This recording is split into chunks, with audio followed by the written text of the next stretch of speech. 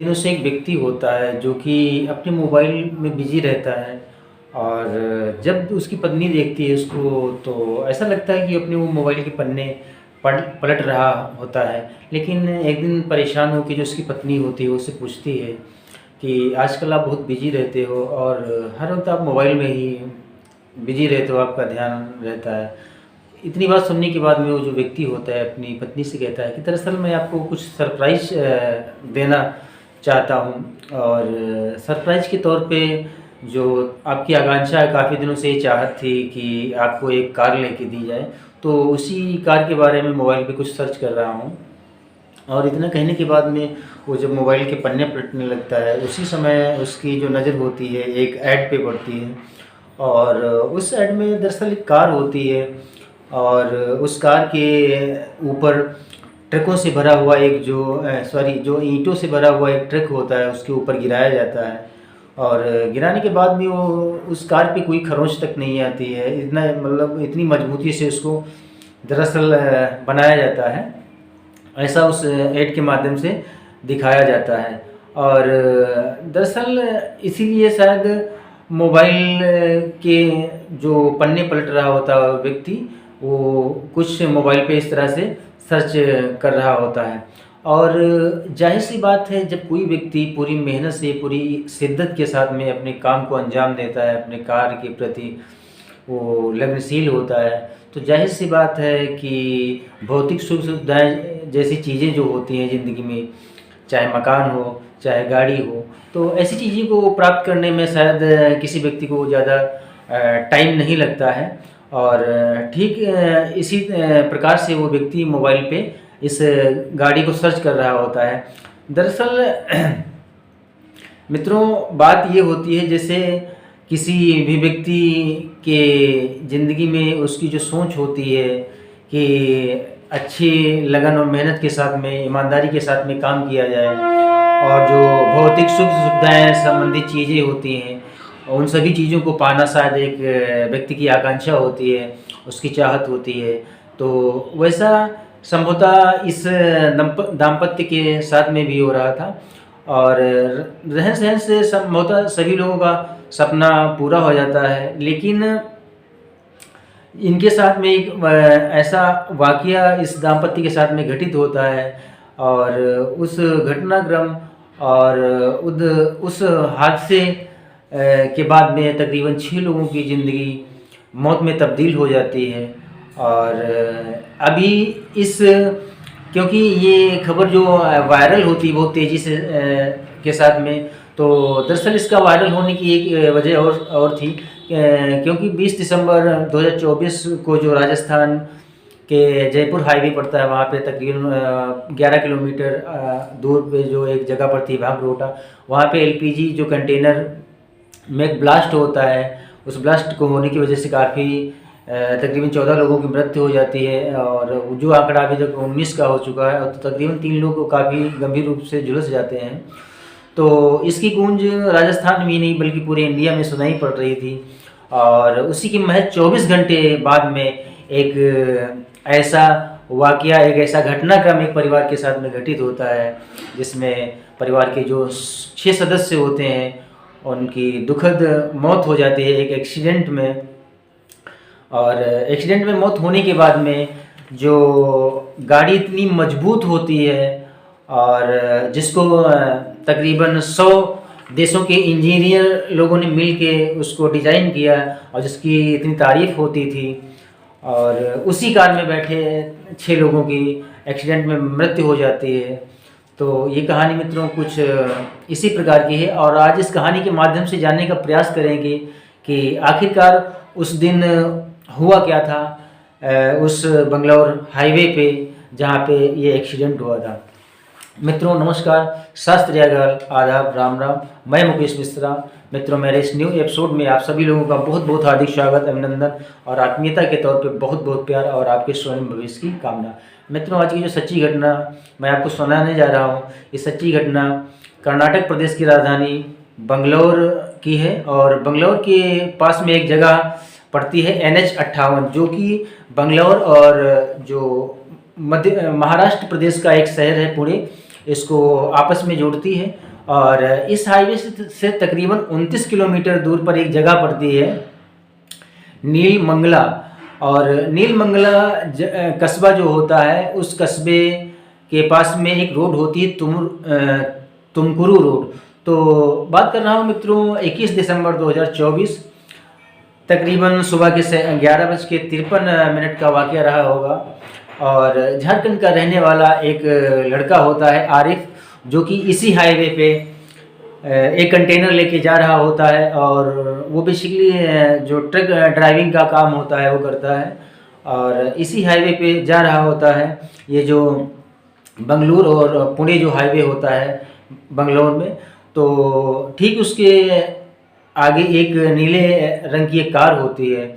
और उस कार में अचानक उसका जो ड्राइवर होता है ब्रेक लगाता है, और ब्रेक लगाने के बाद में फिर वो अपनी गाड़ी को नियंत्रित करके फिर आगे बढ़ने लगता है। लेकिन इस घटनाक्रम होने के जस्ट पीछे जो आरिफ था, जो कंटेनर ले जा रहा था, कंटेनर ड्राइव कर रहा था, तो ये सब घटनाक्रम होने के बाद में वो समझ नहीं पाता है कि जो उसका कंटेनर होता है उसको दाएं ले जाए या बाएं ले जाए या ब्रेक लगाए।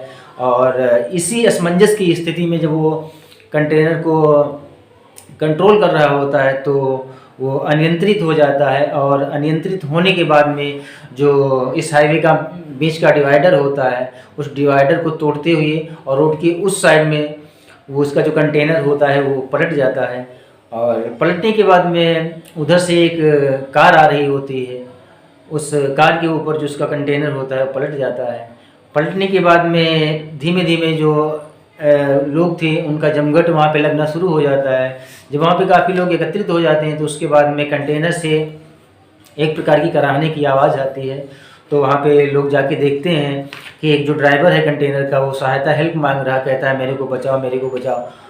इतना होने के बाद में, इतना सब देखने के बाद में वहाँ पे लोग पहुँचते हैं, उसको निकालते हैं बाहर। निकालने के बाद में उसका जो एक दाहिना पैर होता है वो फ्रैक्चर हो जाता है, टूट जाता है। लेकिन पैर के अलावा संभवतः उसके शरीर पे कहीं भी कोई खरोंच या चोट नहीं होती है।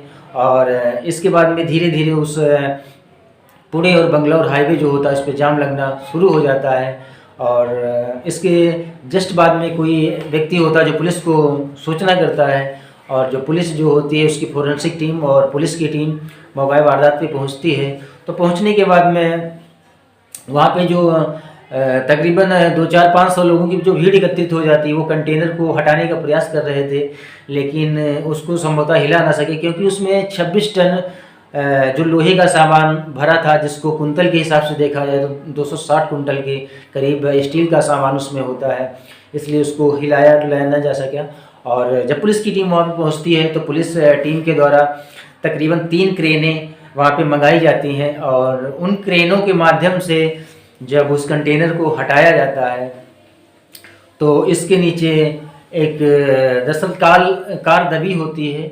और उस कार के अंदर में जो भी व्यक्ति बैठे होते हैं उनकी तरफ से कोई भी प्रक्रिया नहीं आती है, और ना ही वो बोल रहे हैं, ना ही उसमें से कोई आवाज़ आ रही होती है।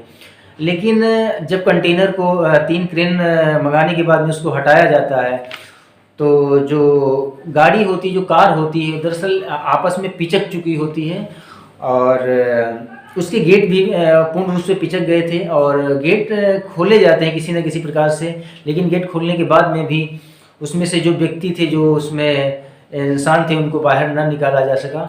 और इसके बाद में जो पुलिस की टीम होती है उसके द्वारा गैस कटर की एक मशीन मंगाई जाती है। गैस कटर की मशीन मंगाने के बाद में उसके कुछ पार्ट्स काटे जाते हैं। पार्ट्स को काटने के बाद में उसमें अंदर देखा जाता है कि उसमें 6 लोग बैठे हुए होते हैं। जो ड्राइविंग की सीट होती है उस पर जो व्यक्ति बैठा होता है उसकी भी मृत्यु हो चुकी होती है, और उसकी जो बगल की सीट होती है उस पर एक महिला बैठी होती है, उसकी भी मृत्यु हो चुकी होती है।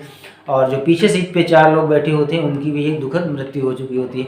लेकिन पुलिस जब इनके बारे में इन्वेस्टिगेशन करती है और जांच पड़ताल करती है और इन लोगों के बारे में जानने का प्रयास करती है आखिरकार ये कौन व्यक्ति हैं और कहाँ के रहने वाले हैं, कहाँ जा रहे थे, तो उसमें वाकया घटनाक्रम कुछ ऐसा मित्रों निकल के सामने आता है। जो उस कार को चला रहा था, ड्राइविंग सीट पे जो बैठा व्यक्ति था जिसका नाम चंद्राय गप्पा गोल था, और उसकी उम्र 48 साल के करीब थी।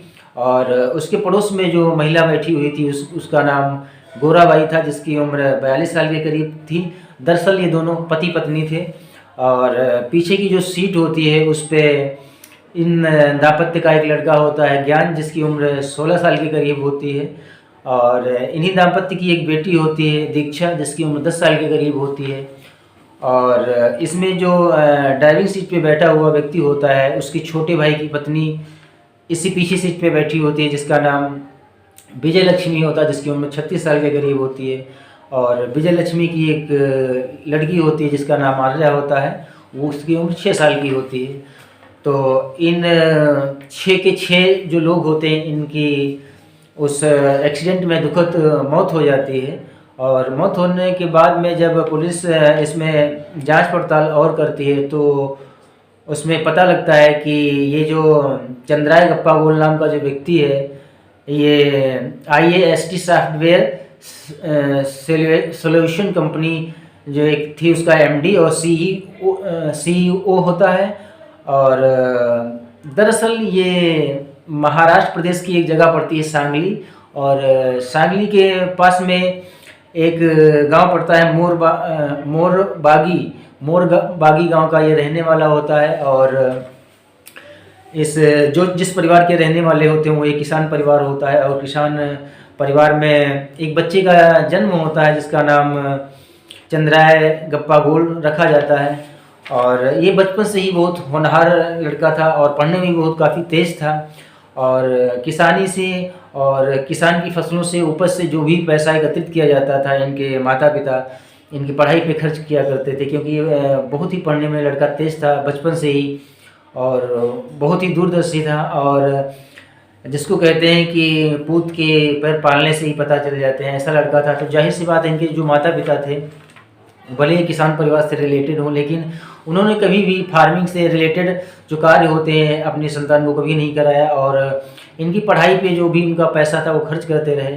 और ये अंत में फिर एक इंजीनियर बनते हैं, कई सारी कंपनियों में काम करते हैं। काम करने के बाद में, जैसे एक कहावत है, कोई भी व्यक्ति अपनी पूरी शिद्दत, पूरी ईमानदारी के साथ में यदि काम करता है, तो उसके जीवन की जो भी आकांक्षाएं होती, जो भी एम्बिशंस होती हैं, उनको शायद वो हासिल करने में काफ़ी टाइम नहीं लगता है। सेम इनकी कंडीशन थी, ये बड़ी ही मेहनत और शिद्दत से अपने काम को करते थे। और इन्होंने कई सारी कंपनियों में काम किया। काम करने के बाद में इन्होंने इतना पैसा अर्जित कर लिया, उसके बाद में इन्होंने स्वयं एक सॉफ्टवेयर कंपनी डाली, और उस कंपनी के जो MD और CEO थे, ये स्वयं बन जाते हैं। और बाद में दरअसल जब इनके बारे में और जांच पड़ताल होती है, तो कुछ घटनाक्रम ऐसे निकल के सामने आता है कि 31 दिसंबर को कंपनी में लिखित रूप से एक लेटर देते हैं अपनी कंपनी में, और ये 7 दिन की एक्चुअली छुट्टी लेते हैं। छुट्टी लेने के बाद में दरअसल उस समय छुट्टी के दिनों में इनको अपना जो रूम था, मकान था, उसको भी चेंज करना था। और गांव पे महाराष्ट्र के जहाँ के रहने वाले होते हैं, इनके पिता का कुछ स्वास्थ्य भी नहीं सही था, तो उनको भी देखने के लिए जाना था। और उसी बीच 25 तारीख को क्रिसमस डे का जो पर्व होता है, उसको भी इन्होंने सोचा था कि फैमिली परिवार के साथ में बड़ी धूमधाम से गांव पे जाके मनाएंगे। तो उसी लिए ये संभवतः 21 दिसंबर 2024 को अपने घर, जो इनका महाराष्ट्र सांगली में पड़ता है, वहाँ के लिए निकले थे बेंगलोर से। लेकिन जब इस घटनाक्रम का खुलासा होता है, दरअसल ये खबर इसलिए वायरल हो जाती है कि 20 दिसंबर 2024 को राजस्थान का जो जयपुर शहर है, वो जो हाईवे पड़ता है, वहाँ से तकरीबन जब 11 किलोमीटर हम आगे चलते हैं जयपुर से अजमेर रोड पे, तो वहाँ पे एक जगह पड़ती है भांगरोटा। वहाँ के पास में जो LPG कंटेनर का ब्लास्ट हुआ था, उस हादसे ने राजस्थान को ही नहीं बल्कि पूरे इंडिया को झकझोर करके रख दिया। और वो मैटर सोशल मीडिया पे वायरल हो ही रहा था। तो उसी समय जब ये घटनाक्रम हो जाता है, तो इस वाक़ये को भी वायरल होने में टाइम नहीं लगता है, और ये जो हादसा होता है ये भी सोशल मीडिया पे वायरल हो जाता है। वायरल होने के बाद में जब इस गाड़ी, जो इनकी कार होती है, उसके बारे में भी लोगों का कमेंट आना शुरू हो जाता है, क्योंकि जब ये अपनी कंपनी डाल लेते हैं, उसके बाद में इनकी पत्नी की जो एक मांग रहती है कार की, तो अंततः जो इनकी मांग है, वो उनकी ख्वाहिश है, वो 21 अक्टूबर 2024 को प्राप्त मतलब ये पूरी हो जाती है, और ये कार खरीद लेते हैं। जिस कार का नाम होता है XC90 वोल्वो कार। ये कार खरीद लेते हैं और इसी कार से ये अपने घर के लिए जा रहे होते हैं। और इस कार पे तरह तरह के प्रश्न चिन्ह उठना और सोशल मीडिया पे कमेंट आना लाजमी था, क्योंकि इस कार को दुनिया के तकरीबन 100 इंजीनियरों ने मतलब इसको डिज़ाइन किया था। डिज़ाइन करने के बाद में इसके ऊपर जो ऐड लगाया गया था कि एक ईंटों से भरा हुआ ट्रक इसके ऊपर गिराया जाता है, गिराने के बाद में इस कार पे, इस गाड़ी पे कोई भी खरोंच तक नहीं आती है। जैसी ये खड़ी रहती है, खड़ी थी वैसी ही बाद में ट्रक को उठाने के बाद में वैसी ही ये सामने फिर से नज़र आती है। तो इतनी मजबूत और इतनी महंगी, जिसकी कीमत तकरीबन 1.5 करोड़ के करीब होती है, इतनी महंगी और इतनी डिज़ाइन से लैस ये कार, जब इसका एक्सीडेंट हो जाता है तो इस पे भी लोगों के तरह तरह के प्रश्न चिन्ह उठने लगते हैं। और सोशल मीडिया पे ये खबर भी वायरल हो जाती है कि जिस कार के ऊपर इतना गहरा और इतना मतलब पावरफुल ऐड दिखाया गया था कि उस पर ईंटों से भरा हुआ ट्रक गिरा दिया जाता है, फिर भी उसका कार का कुछ बाल बांका नहीं होता है।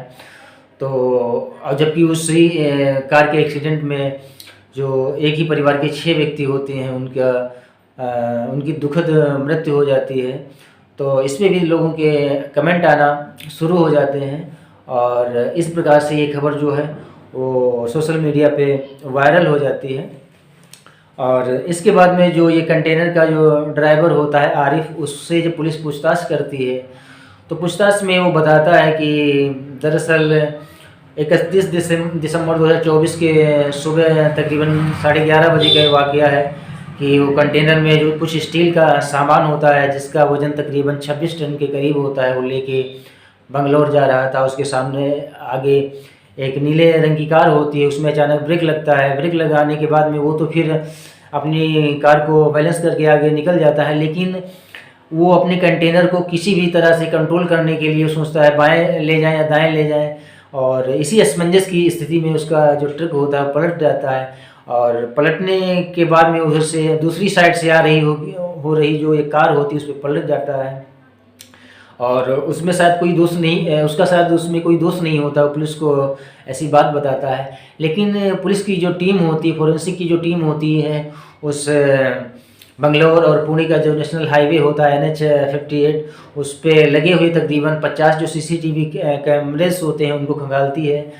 तो उसका जो बयान होता है आरिफ का, जो कंटेनर का ड्राइवर होता है, उसके बयान और CCTV की फुटेज से जो पिक्स जो मतलब फ़ोटोज़ प्राप्त हुई हैं वो तकरीबन एक ही जैसी होती हैं और कहीं पर से उसका जो कंटेनर का ड्राइवर होता है आरिफ, उसका दोष नहीं होता है। हालांकि इस केस में जो पुलिस की टीम होती है उसको अरेस्ट कर लेती है और जो संबंधित एक्सीडेंट से रिलेटेड, जो दुर्घटना से रिलेटेड जो धाराएं होती हैं उनमें उस पर केस दर्ज कर दिया जाता है और उसको पुलिस हिरासत में ले लेती है।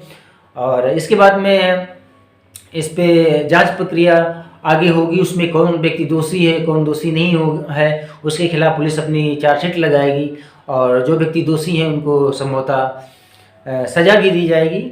लेकिन इस जो कंटेनर का ड्राइवर आरिफ होता है उसके द्वारा जो भी बताई गई बातें होती हैं वो CCTV कैमरेस के जो फुटेज हैं उनसे सेम मिलती जुलती होती हैं, तो कहीं पर से उसका दोष उसमें नज़र नहीं आता है। और मित्रों, एक ख़ास रिक्वेस्ट है आप सभी लोगों से कि मेरे चैनल पे कोई भी वीडियो देखने से पहले कि मेरे चैनल को आप सब्सक्राइब करना ना भूलें और उसके पड़ोस में जो बेल आइकन होता है उसको प्रेस करना ना भूलें, ताकि मेरे आने वाली किसी भी वीडियोस, किसी भी एपिसोड की जो नोटिफिकेशन है आपको मिलती रहे। और आप लोग कमेंट ज़रूर किया करें गाइस, क्योंकि जब आप कमेंट करेंगे और कहाँ से रहने वाले हैं और किस स्टेट से बिलोंग करते हैं, जब ऐसी बातें आप कमेंट में मेंशन करेंगे तो जाहिर सी बात है हम अपने आने वाले नेक्स्ट जो एपिसोड होंगे उनमें आपका नाम ले सकेंगे और जितने भी हमारे व्यूज़ हैं उनको बता सकेंगे कि इस जगह से हमारे इस भाई ने कमेंट किया था और आपका नाम ले सकेंगे। मित्रों, इस घटनाक्रम, इस वाक़या को आप सभी लोगों को सुनाने का मेरा मकसद ये कतई नहीं है कि आपको कष्ट पहुँचे, आपको पीड़ा हो, आप किसी प्रकार से दुखी हों। इस घटनाक्रम, इस वाक़या को सुनाने का आप सभी लोगों को मेरा मकसद ये है कि आप लोग सजग रहें, होशियार रहें परिपक्व बने और जो यातायात के नियम हैं उनको ज़रूर फॉलो करें। और जो इंडियन गवर्नमेंट है उसने जो एक रफ्तार है, जो गति है, उसका जो एक मानक रखा है रोड पे चलने का, उस मानक को फॉलो करें और अपना ध्यान रखें और स्वस्थ हों, मस्त हों। बस यही ईश्वर से कामना है मित्रों। इस एपिसोड में इतना ही। मिलते हैं नेक्स्ट एपिसोड में, इससे ज़्यादा कहीं यूनिक बताने के लिए प्रयास करेंगे। तब तक के लिए आप सभी लोगों को बहुत बहुत हार्दिक शुभकामनाएं, ढेर सारा प्यार, आपकी स्वर्णिम भविष्य की कामना। मित्रों, जय हिंद, जय भारत।